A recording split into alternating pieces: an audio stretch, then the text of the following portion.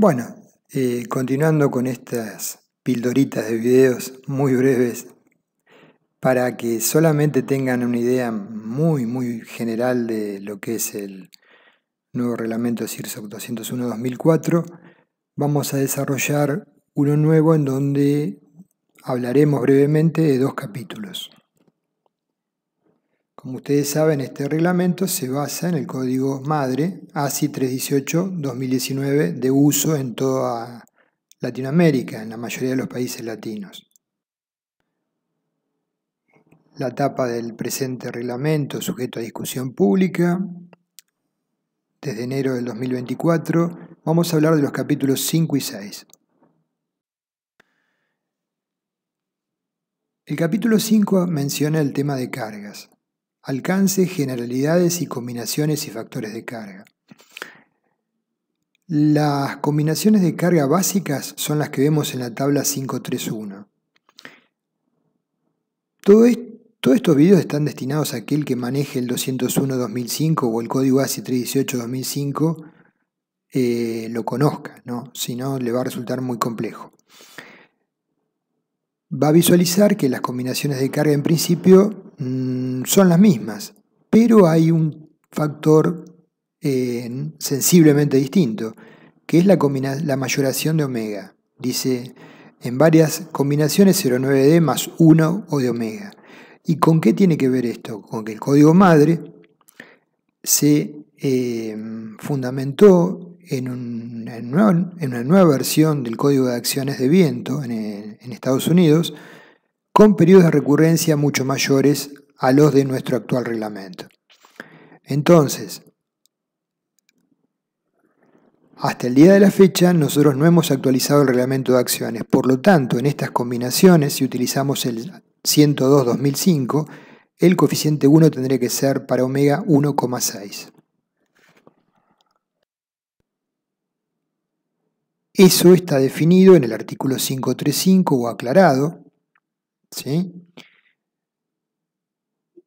Donde se menciona que para utilizar 1 los periodos de recurrencia tendrían que ser del orden de 300, 700 o 1700 años, dependiendo de la categoría de riesgo de la estructura.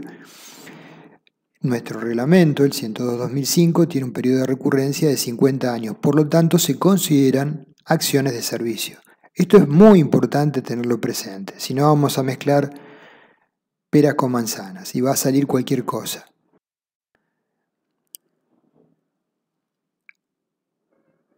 Por supuesto que sabemos que las combinaciones presentadas son las básicas y que en algunas, por ejemplo D, se minora 0,9D cuando sobre todo se la asocia con las acciones desestabilizantes como el viento. Porque pueden generar, por ejemplo para el diseño de pórticos en columnas, situaciones de combinaciones de axiles con momentos flectores que sean más desfavorables que aquellas que se mayoran las cargas D. Al final marqué un párrafo particular que me parece interesante. Si algunas circunstancias no usuales requieren mayor confiabilidad en la resistencia de algún elemento en particular, eso es a juicio del proyectista, distinta de aquella que se encuentra en la práctica habitual, puede resultar apropiada para dichos elementos una disminución de los factores de reducción de resistencia Φ o un aumento en los factores de carga estipulados. Eso queda a juicio y criterio del proyectista. En cuanto al capítulo 6, que es el que principalmente les quería comentar, ustedes cuando comienzan a tratar el reglamento van a ver que ya les mencioné que en el capítulo 22 se tratan los temas de solicitaciones últimas, ¿sí? El RFD. Y en el 24 lo relacionado con acciones de servicio. Pero no van a encontrar en ese capítulo lo relacionado con la inestabilidad de segundo orden o pandeo. En el capítulo 6 de análisis estructural se trata este tema entre otros. El artículo 6.6 contiene los requisitos para un análisis completo de primer orden linealmente elástico. En el análisis se incluyen los efectos de la fisuración y la fluencia lenta por medio de uso de rigideces efectivas. Y a su vez, el artículo 6.7 incluye requisitos para análisis linealmente elásticos de segundo orden, donde se requiere incluir los efectos de la fluencia lenta y la fisuración. Más allá de ello, también se puede abordar mediante un análisis inelástico o utilizando explícitamente en el artículo 6.9 el método de elementos finitos, con ciertas consideraciones, pero el artículo 6.6, que incluye el estudio de las estructuras frente a las inestabilidades por fenómenos de compresión, es donde vamos a encontrar todo lo estipulado para el diseño de columnas y en el caso de vigas concurrentes, de los nudos de vigas concurrentes. Columnas con esbelteces importantes como las que vemos en el dibujo, muy usuales hoy en día. En el artículo 6.2.3 se menciona lo siguiente: el análisis de primer orden satisface las ecuaciones de equilibrio, como sabemos, utilizando la geometría de la estructura no deformada. Cuando se consideran solamente los resultados de un análisis de primer orden, no se están teniendo en cuenta los efectos de la esbeltez. Debido a que estos efectos pueden ser en algunas estructuras importantes, el artículo 6.6 presenta procedimientos para calcular tanto los efectos de esbeltez de elementos individuales P delta chica, como los efectos de desplazamiento lateral de toda la estructura P delta grande, empleando los resultados de análisis de primer orden. Esto utilizando los métodos simplificados que abordamos con el CIRSOC 201-2005. Un análisis de segundo orden satisface las ecuaciones de equilibrio por su parte utilizando la geometría de la estructura deformada y menciona: cuando el análisis de segundo orden emplea nodos, esto es importante, a lo largo de los elementos a compresión, es decir, que subdividimos, por ejemplo, un elemento comprimido columna en varios nodos, el análisis tiene en cuenta tanto los efectos de la esbeltez debido a los desplazamientos laterales a lo largo del elemento, como los debidos al desplazamiento lateral de la totalidad de la estructura.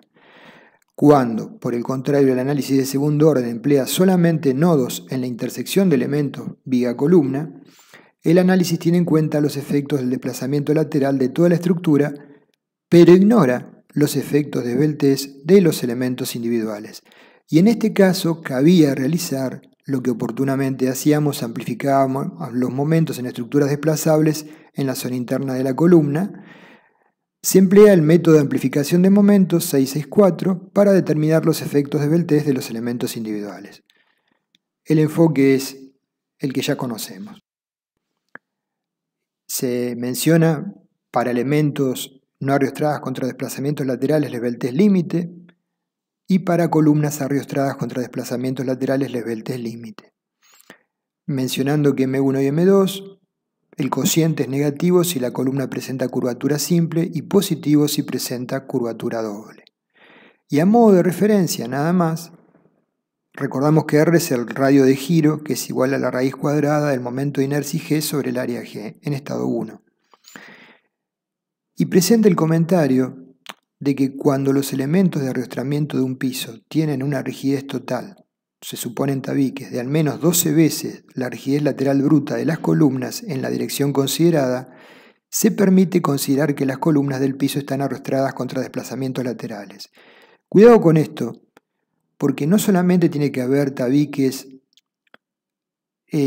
con dimensiones adecuadas, sino ubicados adecuadamente en planta, para que el centro de rigidez y el punto de aplicación de la resultante, por ejemplo, de las cargas horizontales derivadas del viento, sean coincidentes o muy cercanos. Caso contrario, hay efectos torsionales que van a generar que, aunque existan tabiques con esta condición, la estructura deba ser considerada desplazable y, consecuentemente, los coeficientes K que multiplican a LU, la distancia física de la columna a la altura, dividido R, el radio de giro, para definir la esbeltez, van a ser mucho mayores. Para estructuras no desplazables, siempre K es como máximo 1 o menor que 1. Para estructuras desplazables, siempre K, recuerden, es mayor que 1, habitualmente 1,2, 1,3, 1,5 o más.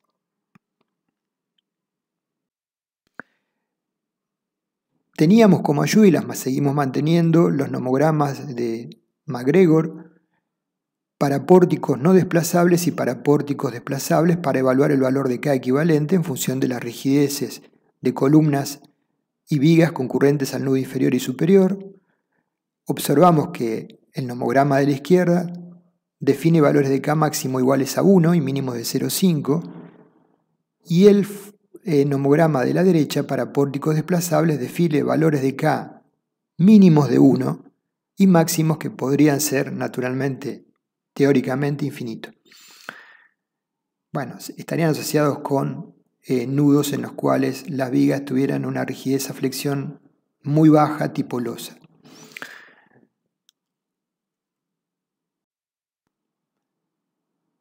Entonces, bueno, esto ya lo analizamos.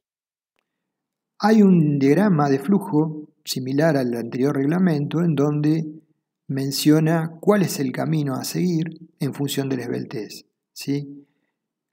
Con una cuestión nueva.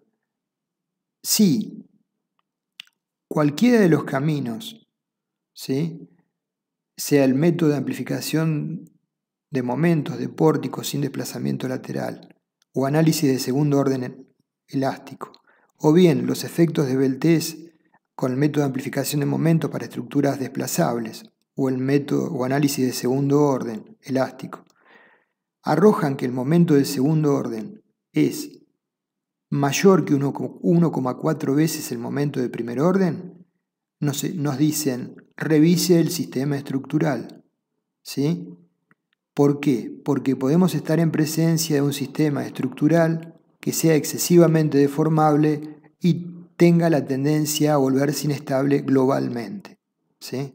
Entonces, en la versión anterior había otra forma de hacer esta verificación. Acá simplemente controlamos que el momento de segundo orden no supere 1,40 veces el momento de primer orden.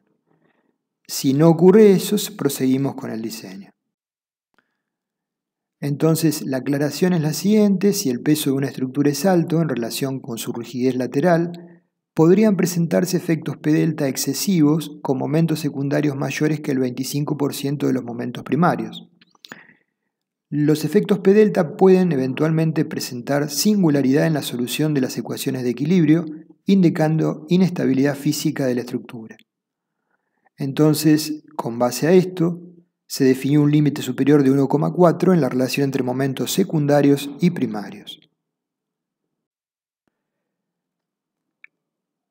Respecto del análisis elástico de primer orden, hay algunas consideraciones a realizar.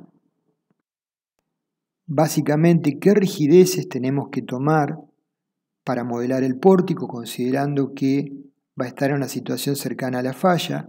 Está la tabla, hay dos tablas, la tabla 6631A, momentos de inercia y áreas de la sección transversal permitidos para el análisis elástico con cargas mayoradas, para columnas, tabiques, vigas y placas planas, momentos de inercia y áreas de la sección transversal, y para tomar secciones de corte. Los valores del momento de inercia y el área en el comentario se han escogido considerando resultados de ensayos de estructuras y de análisis e incluyen una reserva por la variabilidad que pueden presentar las deformaciones calculadas. Fueron tomados de estudios de MacGregor. Por ejemplo, el momento de inercia para columnas es 0,875 por 0,8 de IG, que nos da 0,7 de IG. Y a su vez, como novedad, presentan la tabla 6631B, momentos de inercia alternativos para el análisis elástico con cargas mayoradas, con un valor mínimo y un valor máximo y una ecuación que permite analizarlo, pero que tiene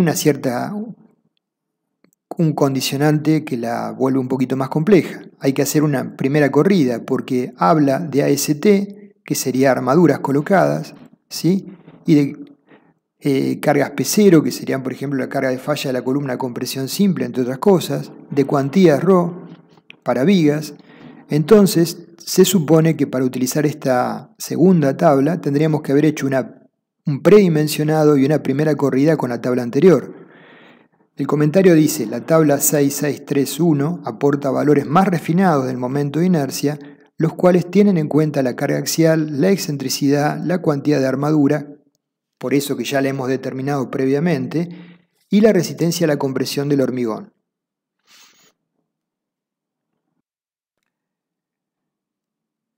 También aclara en el artículo 663 que son necesarios realizar eventualmente análisis de los desplazamientos, vibraciones y periodos de las edificaciones para nivel de cargas de servicio, no mayoradas.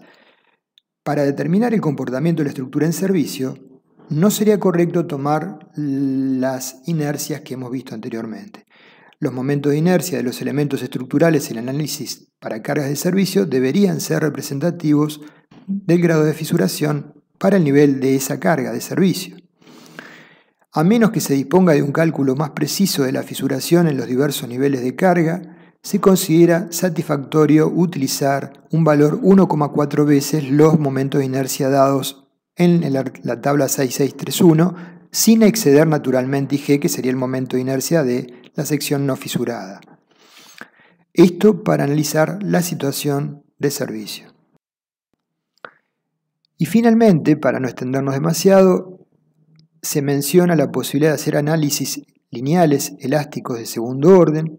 Muchos software permiten utilizarlo, dando algunas especificaciones o referencias de cómo encarar ese diseño, ¿sí? Entonces, para esto sí podríamos utilizar la tabla que vimos de rigideces reducidas. Esto lo pueden ampliar ustedes con más detalle. Muchos software hoy en día, la mayoría, permiten realizar análisis lineales y elásticos de segundo orden que en realidad no nos obligan a hacer presunciones de si la estructura es desplazable o no es desplazable, cuando todas las estructuras en la realidad son desplazables, ni nos obligan a hacer consideraciones particulares del incremento de momento en la zona de viga concurrente a un nudo en un pórtico, porque nosotros determinamos con los métodos de momentos amplificados simplificados los momentos amplificados en cabeza de columna, pero hay que considerar que los momentos de diseño de las vigas concurrentes a ese nudo tienen que ser amplificados para que las vigas no sean un punto de falla prematuro, un fusible, y debilite la estructura. Bueno, esto es algo a ampliar naturalmente cuando estudiemos el tema de pandeo. Hasta acá llegamos, no me quiero extender más, gracias.